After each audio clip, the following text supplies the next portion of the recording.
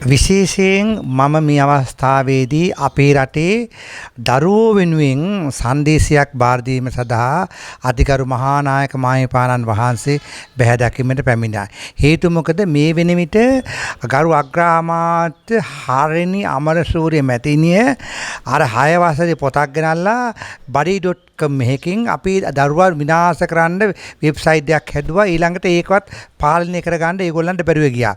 දැන් ඒහා සමාන තවත් ප්‍රශ්නයක් මොකද දැන් buddy.com එකට ගිය මුදල් කොපමණ මුදලක් වියදම් වෙලා තියෙනවද? අදටත් හරණි අමරසූරිය ගරු අග්‍රාමාත්‍යතුමිය තාම ඇය පිළිගන්නේ නැහැ, වැරද්ද පිළිගන්නේ නැහැ.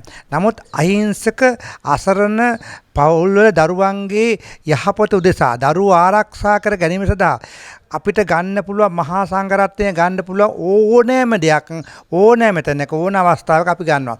අද දිනේ මම මේ සංදේශයක් බාර දීලා අධිකරු මහානායක ස්වාමීන් වහන්සේලාගේ කට්ටෙන් සහ ඒ අයට අවවාද දීම කටයුතු කරන්න කියලා. ඒ වගේම තමයි වර්තමාන රජයේ ගත්ත දා ඉදලාම පේල්. අද වෙනතුරු කවමදාකවත් පොඩි ළමයෙක් මේ රට බාරගත්තා නම් ඒ පොඩි ළමයා මේ රට හරියාකාරව කරනවා.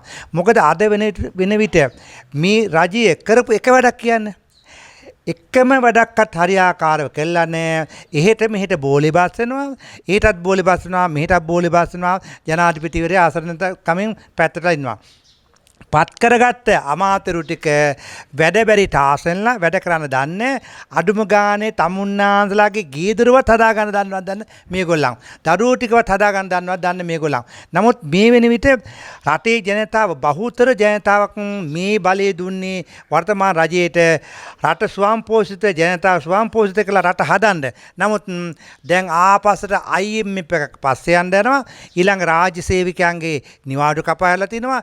එතකොට මේ වගේ දේවල්ද මේ කරන්නේ.